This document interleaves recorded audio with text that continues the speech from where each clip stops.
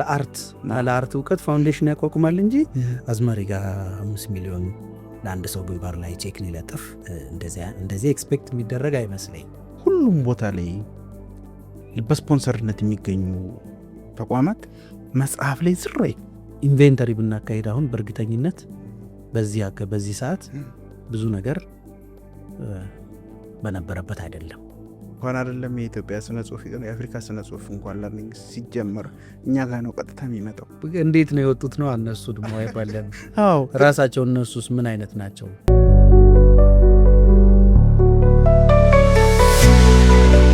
እዚህ ሀገር ላይ ከምታዘበው አንዱ ነገር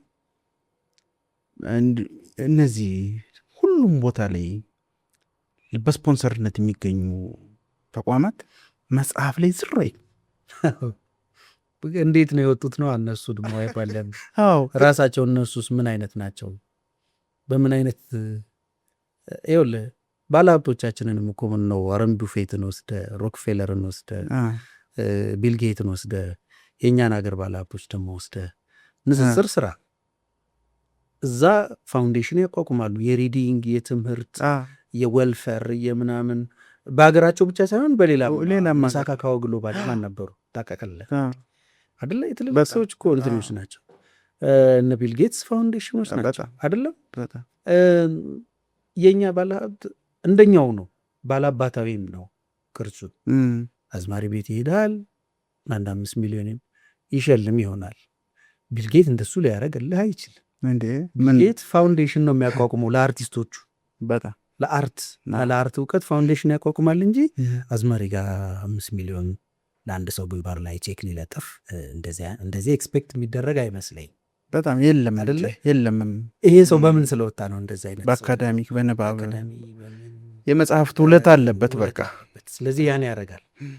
እንቁላል ሸጬ ነው ሀብታም የሆንኩት በሚሉ ሰዎች ያን ማታታላይ ሳይሆን ግን እሱ ውስጥ ምን አይነት የየዕለት የአይምሮ ስሪት ስለሚሰሩት ስራ ምን ያህል እያነበቡ ያንኑ የምትሰራው ልፋትህን እኮ ግብርና ከሆነ የግብርና መጽሐፍ እያነበብክም ሊሆን ይችላል። ምን ያህል ጥሪ ያለውና ነው በእንደዚህ አይነት ልምምድ ውስጥ ከወጣ ባለሀብት ብድግ አድርገን ላይብራሪ እንዲያበረታታ ወይም ደግሞ እኔ እንደውም መጠየቁ ራሱ ነው ስህተት ብዬ ያውቃለሁ። ትንሽ ይከብዳል ማለት መምጣት ግን አለበት። ምክንያቱም የትውልድ ጉዳይ ነው። አዎ በጣም እነሱን እንደዚህ እንዲያደርጉ አዳዲስ የተፈጥሮ ማድነቅ ልምዶች እየመጡ አይደለም። አሁን በገበታ ለሀገር ፕሮጀክት ይሄን የኮሪደር ልማቱም ሌሎቹን የሚደግፉ እኮ ባለሀብቶች እየተፈጠሩ እነሱን የማሳመን ጥረት ከኛም ይፈልጋል። እንደውም ጭራሽ አንዱን እቅዳችንን ልንገር፣ የፔትረንስ ጉባኤ ማቋቋም ሀሳብ አለ። ባለጸጋዎች የዚህ የተቋሙ ወዳጅ የሆኑ ባለጸጋዎችን የመፍጠር ብሪቲሽ ላይብራሪ ብትሄድ ባለጸጎች ናቸው የሚደግፉ። ትልልቁን ስራው መንግስት አይደለም፣ ከንግስቷ ጀምሮ ባለጸጎች ናቸው የሚደግፉ። ትልልቆች ንግስቷ እንዳሉበት አስተውሳለሁ። ሚውዚየሞቹንም እንደዚህ የሚደገፉት በባለጸጎች ነው። ፔትረንስ ማዘጋጀት ያስፈልገዋል። ሁልጊዜ ከመንግስት በሚመጣ በጣም ከብዙ ተቋማት ተካፍለን በምናገኛት በጀት ብቻ ጉዳዩን አንፈጽመው። ባለጸጎች ግን መጥተው ይሄን ሜጀር ጥሪያችሁን እኮ እኛ ልንሸፍነው እንችላለን ይላሉ። በነገራችን ላይ በጣም ለንባብ ብታውለው እና ብትሰጥ የሚፈጅብህ ገንዘብ እጅግ በጣም ጥቂት ነው። በጣም የዲጂታይዜሽን ፕሮግራሞች በጣም ርካሽ ናቸው። ከሌሎች ኢንዱስትሪና ኢንቨስትመንቶች አስበው ፊትን ማዞር ነው። ርካሽ ነው። አሁን ለወመዘክር ከተሰጡ ተቋማት እንትን ተልኮ አንዱ እነዚህ ቅርሶች ወደ ውጭ እንዳይወጡ ከጸጥታ አካላት ጋር ከጉምሩክ ጋር ተባብሮ አላችሁበት እዛ ውስጥ ላይ እናንተ እንዳባልኩ ናችሁ ይህን ነገር ታስይዛላችሁ። እንዲሁም እነዚህን ክትትልና ቁጥጥር ከመዘርጋት አንጻር እዚህ ጸጥታ መዋቅር ውስጥ ላይ እነዚህ ነገር ትኩረት ይሰጡልኝ ብሎ ተቋሙ አለበት ወይስ ተረስቷል? ከዛ አንጻር እንድናወራ ነበር። በጣም የአሳሳቢው ነገር ይሄ ነው። በእውነት ለመናገር በተለይ በጦርነት አካባቢዎች ላይ ቀጥታ የመጀመሪያ ጥቃት የሚደርስባቸው ከድሮም ነው፣ ከዛሬ ብቻ ሳይሆን የጽሁፍ ቅርሶች በተለይ ወዲያውኑ የጽሁፍ ብቻ ሳይሆኑ በእርግጥ ሌሎቹም አሉበት አርቲስቲክ የሆኑትም ሌሎቹም ቅርሶች በጣም የመሸጥ እድል አላቸው። ኢንቬንተሪ ብናካሄድ አሁን በእርግጠኝነት በዚህ ሰዓት ብዙ ነገር በነበረበት አይደለም። ይህም ማረጋገጥ ይቻላል። እንግዲህ ተቋሙ ከተሰጡት አንዱ ኃላፊነቶች የማረጋገጫ ስራ ወደ ውጭ የሚወጡትን ይሄ ታሪካዊ ፋይዳው ብዙም ነው ወይም ሪፕሊኬትድ ነው እዚሁ ማለፍ ይችላል የሚል ፈቃድ እንዲሰጥ። ለምሳሌ የተወሰኑ ብራና እያዘጋጁ የሚጽፉ ልጆች ነበሩና እነሱ አንድ ጊዜ ጥያቄ ሲያቀርቡ አስታውሳለሁ። ወደ ውጭ የሚገዟቸው ሰዎች አሉ እና ሊወስዱ ሲሉ ኤርፖርት ላይ ይያዛል። ይሄ ቅርስ ነው አታስወጡ ይባላሉ እና መጥተው እንደገና ከተቋም አጽፈው ይሄ አሁን በነበረ ያጻጻፍ ዘይቤ አዲስ ኮፒ የተደረገ እንጂ ዘመናት የፈጀ ቅርስ አይደለም። ምስክርነት እየተሰጠ ያን ግልጋሎት የመስጠት ስራ ሰርቷል። ግን የጸጥታ ኃይሉ ያለው ግንዛቤ ደህና ነው፣ ከድሮ በጣም ይሻላል። ግን ይሄንንም አልፎ የሚወጣ የጽሁፍ እና የቅርስ ሁኔታ የለም ብዬ ማረጋገጥ አልችልም፣ በጣም ብዙ ስለምሰማ። እንደገና ደግሞ ይሄንን ሬጉላርሊ እንድንሰራ ኢንቫይት የሚያደርግ የጸጥታ አካላት ጋር ያለ ግንኙነት፣ ጠንካራ ግንኙነት የለም። ስለዚህ ስራው ትንሽ በጥሩ ትኩረት ላይ ያለ ነው ለማለት በጣም ይቸግራል። እኔ ያው እንትን ከአጠቃላይ ያሉት ተቋም ውስጥ ያሉት አርካይቮች ፊዚካል ናቸው እና እነዚህን ወደ ዲጂታል አርካይቭ ቀይሮ ለሌላው ተደራሽ ከማድረግ አንጻር ከኤአይ አሁን እንትን ተቋም አጋጣሚ ጎረቤታችሁ ሆነዋል ከእነሱ ጋር ተዋህዶ ለእነዚህ ኤአይ ላይ እንትን ጀነሬት ለሚያደርጉ አፕሊኬሽኖች ሀብቱን ከማቅረብ አንጻር በዛስ እንትን ይገኝበታል፣ ሀብት ይገኝበታል። ይህን ቴክኖሎጂካሊ ያለውን ነገር አላቅም፣ ግን እነዚህን ከፊዚካል ወደ ዲጂታይዜሽን በመቀየር ለአንባቢ ተደራሽ ከማድረግ አንጻር ተቋም ላይ እንዴት ነው ይሄዳ ያለው? በጣም ጥሩ ጥያቄ ነው። ወቅታዊም እንደገናም ቅድም ስንጀምር የዲጂታል 2030 ግብ አንስተነዋል። በጣም ትልቅ ግብ ነው። የኛማ ዋናው ጉዳዩ ነው፣ ግን ሁሉም ተቋም ነው ወደዚህ ሲስተም መግባት ያለበት። እኛ ደግሞ ጥንታዊውንም የብራና ጽሁፎችንም የህትመት ከጀመረበት ጊዜ ጀምሮ ደግሞ የወጡ ጽሁፎችንም እንደገና በየጊዜው የመጡ አርካይቮችንም ጭምር አሉን። ፎቶግራፍ አለን። ዲዛይኖች እንዳሉ ታውቃለህ? የስዕል ዲዛይኖች ታረዋከን ይሄን ያላቀም ለምሳሌ ቲያትር አርቲስት ሎሬት አፈወርቅ ተክሌ የአፍሪካ ህብረትን የስቴን ግላስ አርት የሰሩበት ንድፍ እዚህ ነው ያለ። ይገርማል። የሚገርምህ ሎሬት አፈወርቅ ተክሌ ነገር ስለሚያነሳው ትምህርታቸውን አጠናቀው ወደ ኢትዮጵያ እንደመጡ የመጀመሪያ ስቱዲዮ የተሰጣቸው ወመዘክር ከላይብረሪዋ አንደኛ ፎቅ ላይ ያለችው ክፍል ነች። ንጉሠ ነገሥቱ ናቸው የሰጧቸው። እዛ ስለው ነው የመጀመሪያ ኤግዚቢሽናቸው መዘጋጃ ላይ በመሰላል እየወጡ ይስሉባት የሆነች ቪዲዮዎች አሉ። ሞዴሎቻቸውም ያቺ ቦታ ስቱዲዮም ጭምሮ ነው አገልግሏል ልልህ ነው። የሚገርም ነው። በእርግጥ በሳቸው ብቻ አላበቃም። ጋሸቱ ጥሩነህም እዛው ነበሩ ነገራችን ላይ ስዕል ይስሉባት ነው። እና እንደዚህ አይነት ሀብቶች ይጨምራሉት፣ ዲዛይኖች፣ ስኬቾች፣ ምኖቹ ነው። አሁን ይሄን ሁሉ ሀብት ዲጂታይዝ ማድረግ አለብን። ለዲጂታይዜሽን ከተለያዩ የውጭ ተቋማት ጋር ጠንካራ ስምምነቶችን ፈጽመናል። የተወሰነው ስራ ጀምረዋል። ለምሳሌ ከብሪቲሽ ላይብረሪ ጋር ያለው የግንኙነታችን በጣም በጥሩ ሁኔታ ስራ ጀምሮ አሁን የመጀመሪያ የመጽሐፍት ዲዛይን ማነው ዲጂታይዜሽን ትሬኒንግ ፓርቱን ጨርሰን ማቴሪያል ማሟላቱን ጨርሰን የጥንታዊ ጽሁፎችን ዲጂታይዝ ማድረግ ስራ እንጀምራለን። ላይብረሪ ጋር በገባ ነው ስምምነት የብሪቲሽ ላይብረሪ ፈንድ በሚያደርገው ፕሮግራም ነው። ሁለተኛው ከቱሪን ዩኒቨርሲቲ ጋር አሁን ቀጥሎ እያደረግነው ያለ ነው። በፊሎሎጂ በኩል በጣም ጠንካራ ስራ አላቸው እነሱ። ከእነሱም ጋር እንደዚሁ ሂደቱ እያለቀ ነው። የኤምኦዩ እና ሌሎች ጉዳዮቹ እያለቁ ነው። ሶስተኛውና ትልቁ ግን በሀገራችን የሰራ ነው። አሁን ሰሞኑን ትልቅ ማቴሪያሎች ተረክበናል። የዲጂታይዜሽን ራሱ ማሽኖቹ ከሳይንስና ኢኖቬሽን ሚኒስቴር ጋር በመሆኑ ያደረግነው ነው። ከኢኖቬሽንና ቴክኖሎጂ ሚኒስቴር ጋር ያደረግነው ነው። አመታት የፈጀ 2 ዓመት ያክል የፈጀ አጠቃላይ የእኛን ተቋም ብቻ ሳይሆን ጠቅላይ ፍርድ ቤትን ፍርድ ቤት ራሱ ታካለ ብዙ ወደ ዲጂታል ሲስተም ለመቀየር ማቴሪያል የመግዛት ስራ ፕሮጀክት ለማድረግ ነበረ እቅዱ። በጣም ብዙ ሚሊዮኖች የፈጁ ዶክሜንት ማቴሪያሎች ግዢ እንዲከናወን እናደርገን ዋናው ሴንተር እኛ ጋር ሆኖ የእነዚህም ተቋማት ዲጂታይዝ ይደረጋሉ።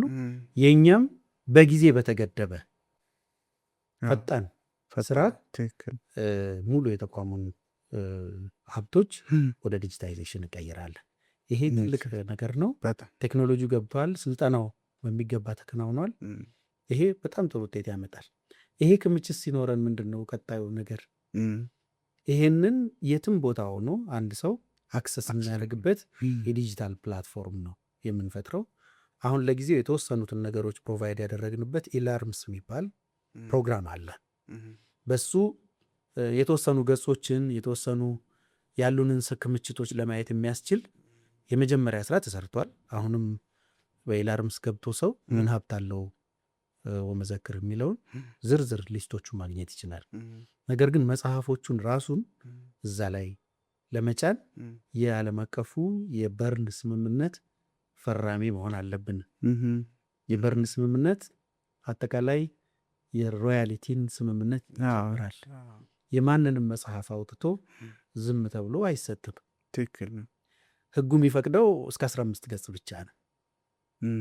አንድ አንባቢ ደግሞ 15 ገጽ ብቻ አይበቃውም አይደለ? አነሻሻ ሊሆኑ ይችላል እንጂ መነሻ ነው። የጽሁፉን መሰረታዊ ቀልብ ሊያገኘው ይችላል እንጂ ዋናው የሚፈልገውን ነገር በ15 ገጽ ውስጥ አያገኘው።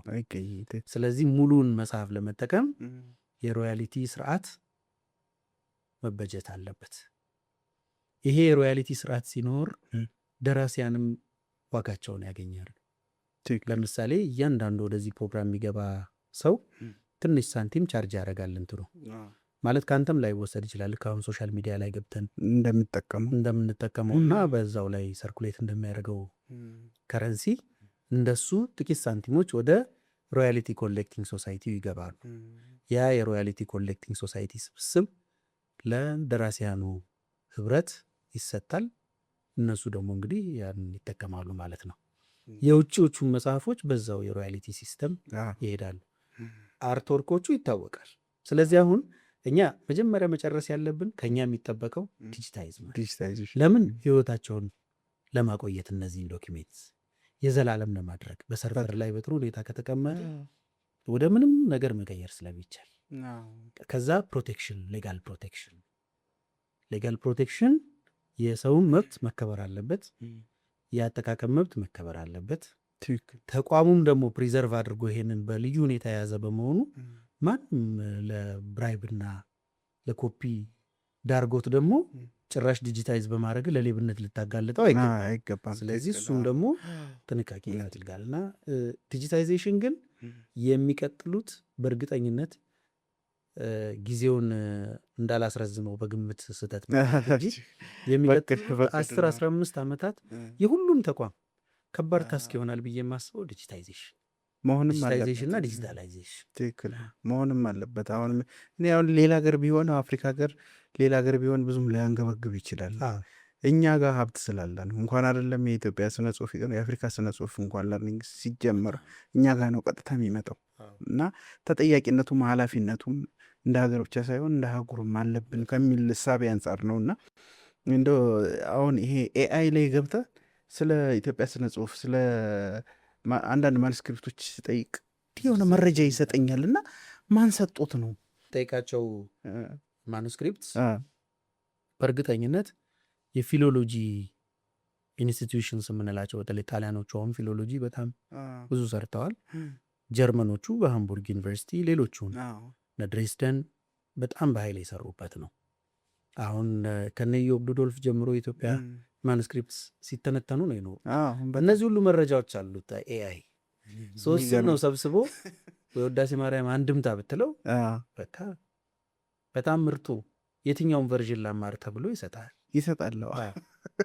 እና ያ እንዲህ አይነት ሀብቶቹ አሁን ደግሞ እኛ ገር ያለበት ቢጨመር ሞር ኢትዮጵያን ደግሞ በደንብ ይሸጣታል፣ በደንብ ያስተዋውቅልናል፣ በደንብ አክሰስ ያደርጋል። አንባቢውም አካል ሪሰርች የሚሰራውም አካል ሩቅ ቦታ ሳይንገላታ አንድ ቦታ የተወሰነ ገንዘብ እየከፈለ ማግኘት የሚችልበትንም አጋጣሚ ያገኛል። ሁሉም ነገር ቢያልቅና ዲጂታይዝድ ቢሆን ለማን መሰለ ለማስቀመጥና ለማሸጋገር ብቻ ሳይሆን ሀብት እነዚህ በቃ በጣም በችግር ለሚሞቱ ደራሲያን በተለይ እውነት ነው የምልህ ከህትመት በላይ የሚያዋጣው ሮያልቲ ነው። ትክክል። አሁን እንደኛው መዘክር የሪከርድ ማዕከል ተገንብቶ አልቋል። የምን አይነት ሪከርድ ማዕከል ማለት? አጠቃላይ ሙሉ የሀገሪቱን አሁን ለታሪክ ሰነድነት የሚያገለግለውንና የማያገለግለውን ለይቶ መለያ። ልክ ነው። ይሄ ነው አዲሱ ህንፃ በዚህ አይነት ሁኔታ ነው እየተደራጀም ያለው። ለአጠቃላይ ለናሽናል አርካይቭ በሙሉ የሚሆኑ የሪከርድ የአርካይቭ ሴንተር እንዲሆን ነው።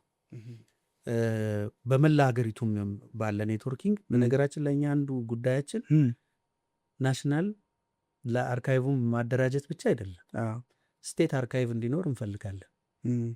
ይህንንም በተለያዩ በሄድንባቸው ቦታዎች የክልል መንግስታትን እያሳመንን ነው።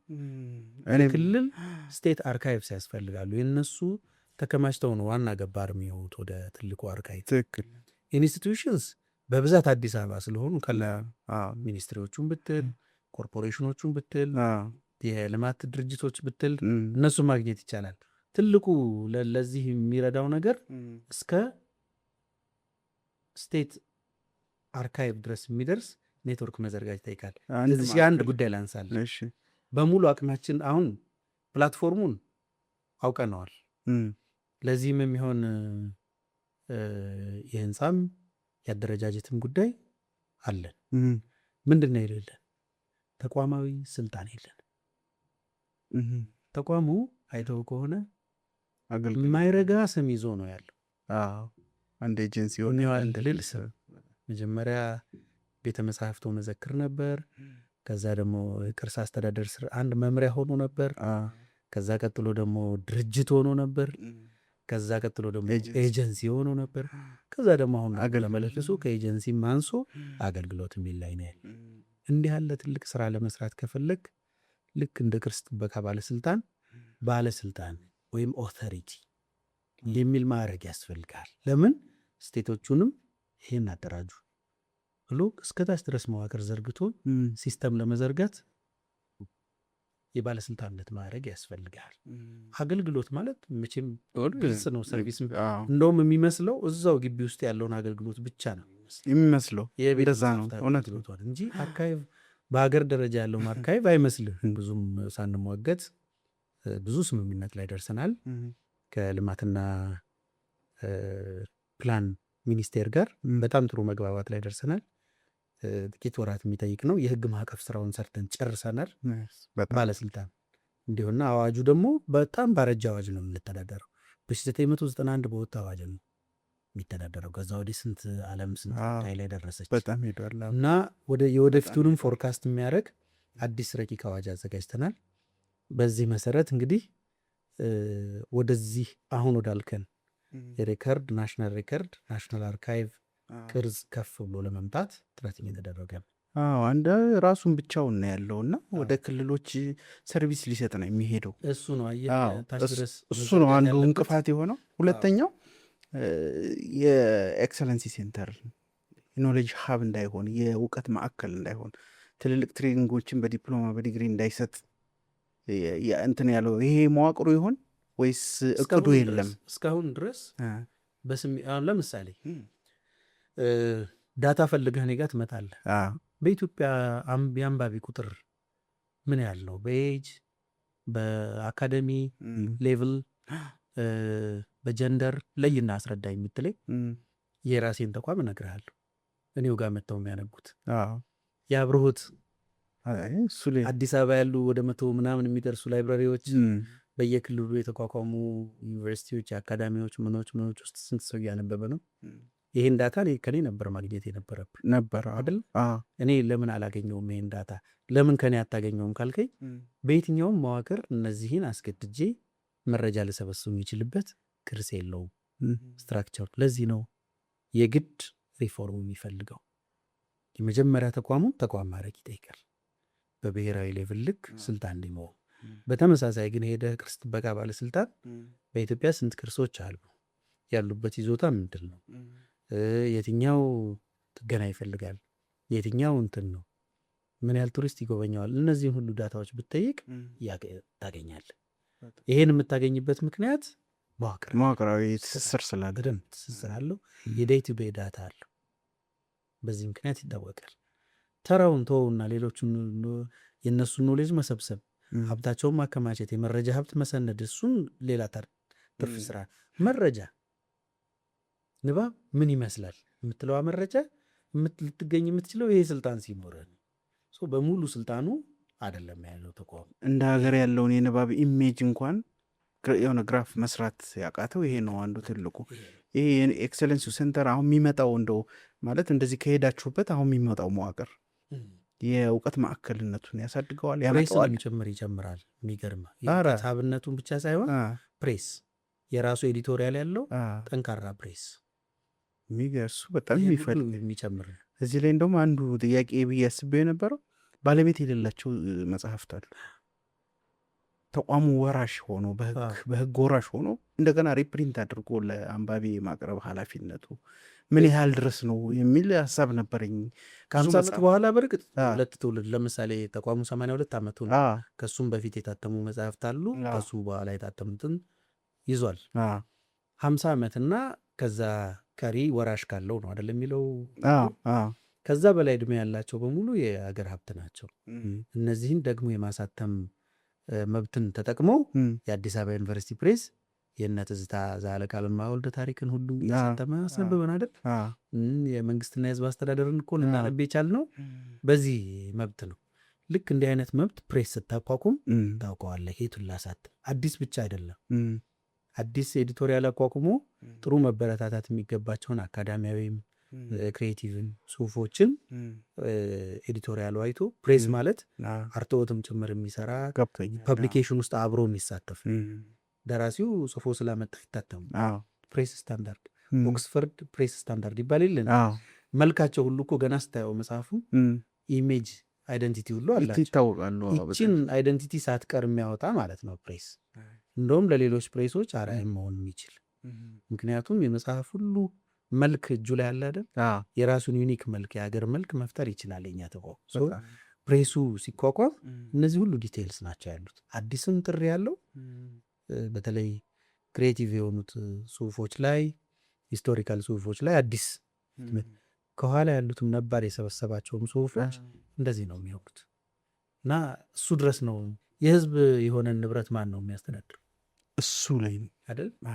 የህዝብ የሆነውን በአዋጅ የሆነ ተቋም ስልጣን ነገራችን ላይ እድሜ የጠገቡ ስራዎችን በባለቤትነት ወመዘክር መውሰድ አለበት ይለኛል ሁሌ። ህገ ደንቡ ላይ ይቺ መግባት አለባት እያለ ያወራኛል። እውነቱን ነው ማለት ሀሳቡን እጋራታለች። ያው መቼስ ሀሳብ እዚሁም ኢንተርቪው ላይ አይደለ የምታገኘው። እሱም የነገረኝን ላስታውስ ብዬ ነው። በጣም የሚገርም ነው። የወመዘክር አገልግሎት ከተደራሽነት አንጻር የህፃናት አይቻለሁ። ቆንጆ ላይብረሪ ያለ ብሬል በተመለከተ ምን ያህል ተሄዶበታል? በጣም ጥሩ ጥያቄ ነው ያመጣው። በመጀመሪያዎቹ ጊዜያት በሰባዎቹ በሰማንያዎቹ አይ ቲንክ 60ዎቹም ይመስለኛል ጥሩ ሬከርድ እንደነበረው በጣም እድሜ ጠገብ የሆኑ አይነ ስውራን ነግረውኛል። ወመዘክር እየመጣ ያነቡ እንደነበር እና ጥሩም ኮሌክሽን አይቻለሁ። አሁን ባለው የኮሌክሽን ይዞታ ግን አይነ ስውራን ደስተኞች አይደሉም። ለምን? በጣም አውትዴትድ የሆኑ ብሬል ጽሁፎች ናቸው ያሉት። በእርግጥ የጃውስ ሶፍትዌርን ተጠቅሞ በኮምፒውተር የንባብ በድምፅ የሚነግራቸው እሱ የተሻለ ክምችት አለው። ሪሰንት የሆኑ መጽሐፍትም አሉበት።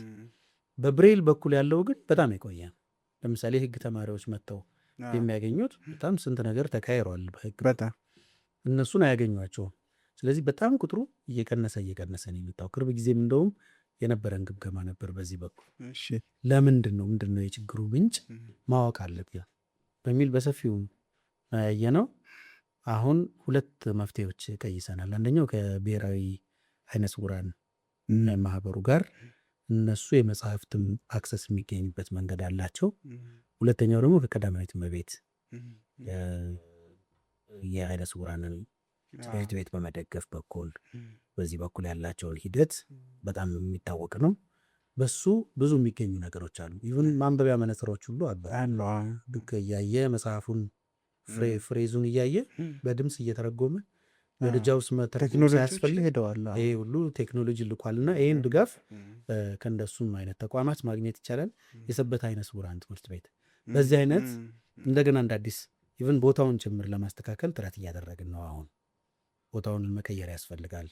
ለአይነ ስውራን ምቹ ቦታ አይደለም። በቀላሉ ደረጃ ወጥቶ ምናምን መሆን የለበት። ስለዚህ ቦታም ሽፍት እያደረግን ነው። ማቴሪያልም እንደ አዲስ የማደራጀት በጣም ከአገልግሎቶቻችን ደካማው በደንብ የምናምነው ነው የሚል ይሄ አገልግሎት ነው። በፊት ደካማ ሆኖ ግን አይደለም፣ ጥሩ ነበር። መጀመሪያ ላይ ጥሩ ክትትል በማድረግ ነበር። ሌላው የቅርስ ዲፕሎማሲ ላይ ምን እየተሰራ ነው? ኮሚቴ እንደተቋቋመ አውቃለሁ። እንግዲህ 12 ያክል የኢትዮጵያ የጽሁፍ ቅርሶች በዓለም አቀፍ ሬጂስትሬሽን ላይ እንዲመዘገቡ በማድረግ የዛሬ 20 ዓመት ብዙ ስራ ተሰርቷል። ዘገየ። ከዛ በኋላ ከ90 ዓመተ ምህረት በኋላ ከ97 96 በኋላ አንድም ቅርስ አላስመዘገበ የጽሁፍ ቅርስ ማስመዝገብ 98 መጨረሻ ሜሞሪ ኦፍ ዘ ወርልድ ይባላል። በዩኔስኮ ስር ያለ ነው። የዓለም አቀፍ ትዝታዎች፣ የጽሁፍ ትዝታዎች ሜሞሪ ኦፍ ዘ ወርልድ ነው የሚባለው። ወደ ዓለም ኮንሽስነስ ውስጥ የሚከላከሉ የዓለም ልጠብቃቸው የሚገባው ውድ ሀብቶች ማለት ነው። ብዙ ጊዜ እኛ የምናውቀው ኢንታንጀብል ሄሪቴጅ ሲመዘገብ ነው። ለምሳሌ ጨምበላላ ወይም ደግሞ ዘንድሮ እንዳረግ ነው ጊፋታን፣ ባህላቱን ደግሞ እነ መስቀልን እነ ጥምቀትን ማስመዝገብን ነው የምናውቀው። በሱ ጥሩ ተሳክቶልናል አሉ። እስካሁንም አልቆመም። ቀደም ባለው ጊዜም ዘንድሮም እንኳን አምናም የተመዘገበ አለ አይደል? ጊፋታ መቼ ነው የተመዘገበ? እሱ ነው አምና 2017 ሉክ አሁን እንኳ ሄዷል። ያዊ ፈረሰኞች ደግሞ አሁን ገብቷል እያለቁ በየጊዜው በየአመቱ አሁን የሪሰርች ስራቸው እየተጠናቀቁ አፕሊኬሽን አለን በየአመቱ። በዚህ ምክንያት ልምዱ አለ። እንደውም ቅርስ ጥበቃ ባለስልጣን ራሱ ዲፓርትመንት አድርጎታል ይህንን ጉዳይ። ይህን የሚሰራ ትልቅ ዲፓርትመንት የሪሰርቹ፣ ምክንያቱም ዳታ ተይዞ ነው የሚካሄደው። ብዙ የሚጠየቁ ክራይቴሪያዎች አሉ። ዩኔስኮ በቀላሉ አይመዘግብም። ወደፊት ሰርቫይቭ የሚያደርግበትን መንገዱን እርግጠኛ መሆን ይፈልጋል። ከመዘገበው በኋላ በአመቱ ቢጠፋስ ይህንን ማረጋገጥ ይፈልጋል። የጽሁፍ ቅርስ ሲሆን ከዚህ ቀለል ይላል ለማስመዝገብ። ምክንያቱም ጽሁፉ ስንት አመቱ እድሜው፣ ካርበን ዴቲንግ የሚባል ማረጋገጫ አለ። በቀላሉ አይደል? በላቦራቶሪ ተፈትሾ እድሜው ይታወቃል። ጽሁፉ ምን ነው ሌጅ ይዟል። በዚህ ላይ እንግዲህ ብዙ ፒኤችዲ ተሰርተው ሊሆን ይችላል። ብዙ አካዳሚክ ሪሰርቾች ተሰርተው ሊሆን ይችላል። እነሱ ለዋቤነትም ለምስክርነትም ይቀርባሉ። ከዛ ከዓለም ሌሎች ሊትሬቸሮች ጋር በዘመንም በእውቀትም ይነሳሰራል። ከዛ ይሄ የዓለም ቅርስ ነው፣ አስመዝጋቢዋ ደግሞ ኢትዮጵያ ነች ተብሎ ላይሰንስ ያገኛል፣ ስም ያገኛል ማለት ነው። ይህን እንግዲህ ከቆመበት ለማስጀመር ብሔራዊ ኮሚቴ ነው ያቋቋመው። የቅርስ ምዝገባ ብሔራዊ ኮሚቴ ዩኔስኮ፣ የዩኔስኮም ካንትሪ ዳይሬክተሮች እያገዙ እንደነ ፕሮፌሰር አሉላ ፓንክረስት፣ እንደነ ፕሮፌሰር አህመድ ዘካሪያ፣ ሌሎቹም ትልልቅ ሰዎች ያሉበት ኮሚቴ ተቋቁሞ በዘንድሮ ዓመት 2 መጽሐፍትን ለማስመዝገብ ጥረት አደረገ። ኖቬምበር ላይ ነው የኖሚኔሽን ፎርሙን ሞልተን ይጨረስ ነው። አንደኛው እንግዲህ ከዚህ በፊት ያስመዘገብናቸው በአብዛኛዎቹ የነገስታት ደብዳቤዎች ናቸው። ቀላል ናቸው መጽሐፍት፣ የተወሰኑ አሉ። ግን በዘመን ስታየው ዘንድሮዎቹ ካረግናቸው ጋር አይነጻጸሩ። የዘንድሮ ውጭ ያደረግነው የኖሚኔሽን ፕሮሰሱን አሁን እያለፈልን ያለው አንደኛው የእንደ አባ ገሪማ የገሪማ ወንጌል ከተጻፈ 1500 ዓመቱ ነው። በዓለም የጥናት መስክ ውስጥ ብትሄድ በካናዳ፣ በጀርመን፣ በጣሊያን፣ በእንግሊዝ የፊሎሎጂ ኤክስፐርትስ በዶክትሪን ደረጃ ብዙ ጥናት የተጻፈበት ነው። እንደውም ፕሮፌሰር አሉላ በነበረው ግንኙነት እነዚህ ሁሉ ኮንሴንት እንዲሰጡ ከጥናቶቻቸው ተነስተው የኮንሰንት ሌተር እንዲጽፉለት አድርገን ከመጠን በላይ ነው ዶኪሜንት አደራጅተን ያስገባ ነው። ይሄ ዶኪሜንት ይታወቃል፣ ዓለም መጀመሪያ ያውቀዋል። ብዙ መጽሐፍ ተጽፎበታል። እንደ አባ ገሪማ ወንጌሉ ብቻ የያዘ የኢንተርፕሪቴሽን የፎቶዎቹ ክምችት ያለው የአናሊሲስ መጽሐፍ እንዳለ ታውቃለህ። ስዕሉን ሳይቀር አናላይዝ ያደረገ ማለት ነው። እሱ አንድ ብቻ አይመስለኝም፣ ሌሎችም መጽሐፍት አሉ። እሱ ብቻውን እንኳን ይበቃል ለምስክርነት ይሄን ለመመዝገብ ማለት ነው። ከዛ ግን በካርበን ዴቲንግም ተለክቷል። እኛ ምንለው አይደለም። 1500 ዓመት በደንብ የተረጋገጠ እድሜ ነው የተወሰደው። ስለዚህ አሁን ከረንትሊ ምንድን ያለበት ሁኔታ የሚለውን ለማረጋገጥ እኔም ቲሙም አንድ ላይ ሆነን ሄደን እዛው እንደ አባ ገሪማ ገዳም ወንጌሉ መኖሩም ወንጌሉ ቢመዘገብ መልካም ፈቃዳቸው መሆኑ ገዳማውያን ፈቅደው የጽሁፍ ኮንሰንት ሰጥተውን ይህን ሁሉ የያዘ አፕሊኬሽን ያስገባል። በጣም ዲቴይል ነበር። በዚህ አጋጣሚ ፕሮፌሰር አሉላ ፓንክረስትን በጣም ማመስገን እፈልጋለሁ። ማናችንም በእሱ ትጋት ልክ ይህን ጉዳይ ልንፈጽመው አንችልም ነበር። በጣም ሌሊትና ቀን ነው የለፋበት። ይህን ጉዳይ ጥሩ ደረጃ ላይ ደርሷል። ሁለተኛው የድሬዳዋ ምድር ባቡር ዶኪሜንት ነው። እሱም ጠንካራ ዶኪሜንት ነው።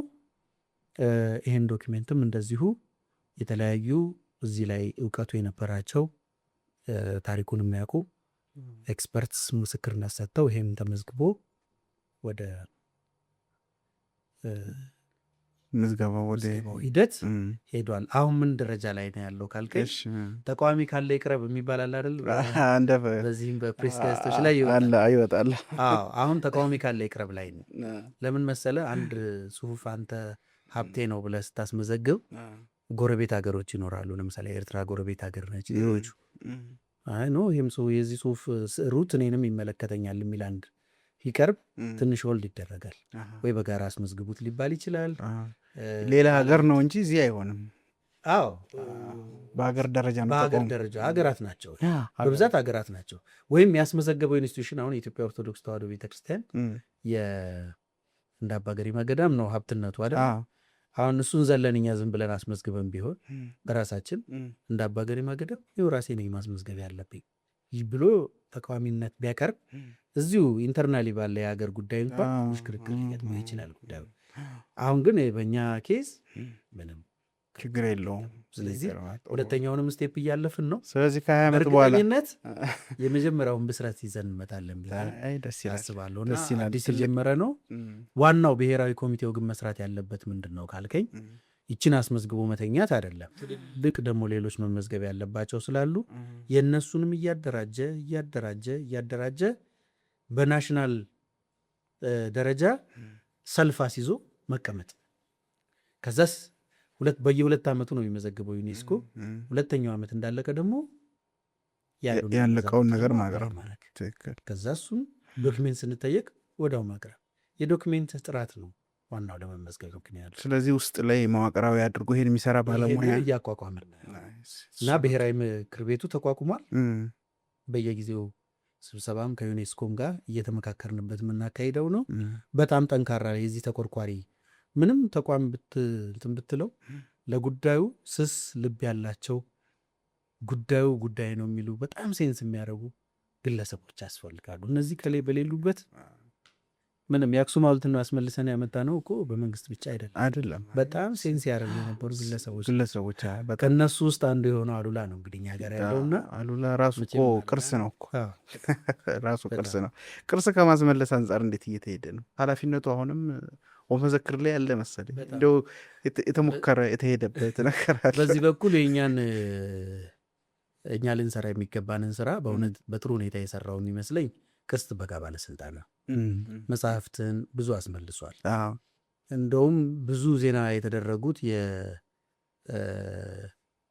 የቅርስ የሚባሉት ይሄ ማቴሪያል ሄሪቴጅስ እነሱ ስለሆኑ ነው እንጂ በጽሁፍ በኩል ያስመለሳቸው ሀብቶች ቀላል አይደሉ።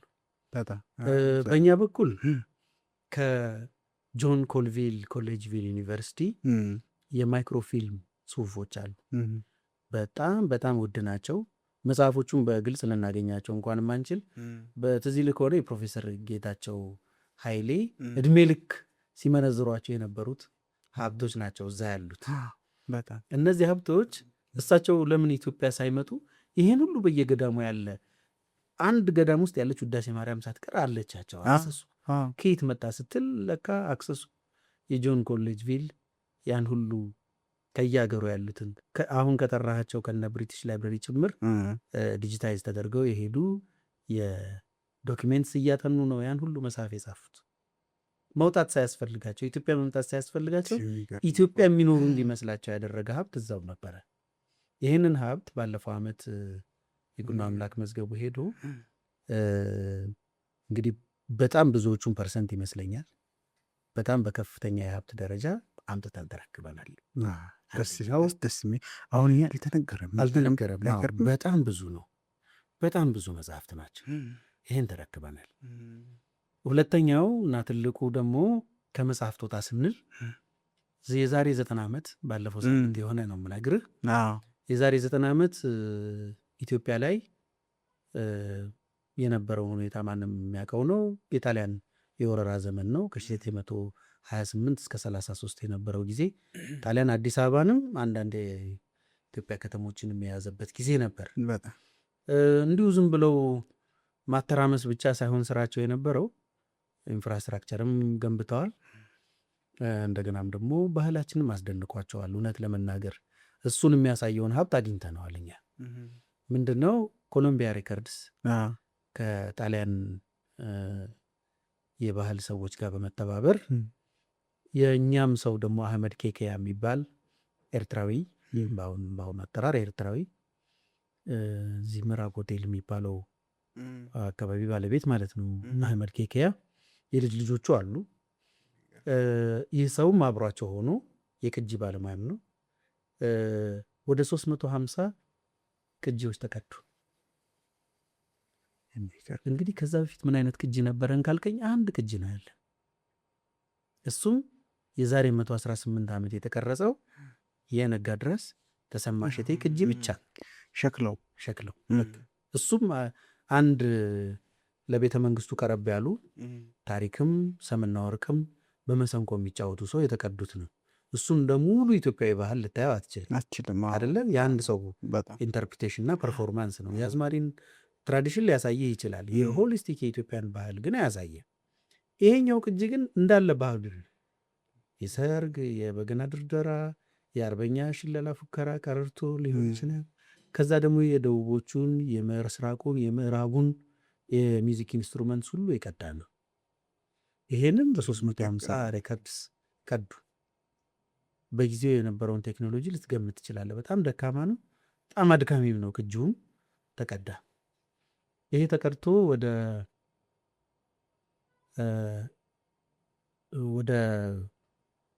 ኮሎምቢያ ሬከርድስ ተሸጋገረ። ሁለተኛ የዓለም ጦርነት ተነሳ።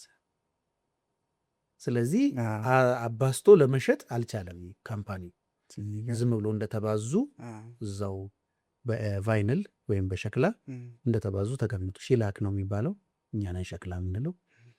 ከዛ እሱ ተከማችቶ አጠጋግተን ነው ሺላክ ከበደችን መሰሪ እና እሱን የተከማቸውን አንዳንድ ዩኒቨርሲቲዎች፣ አንዳንድ ላይብራሪዎች እየጠየቁ የተወሰነ ፒስ ወስደዋል።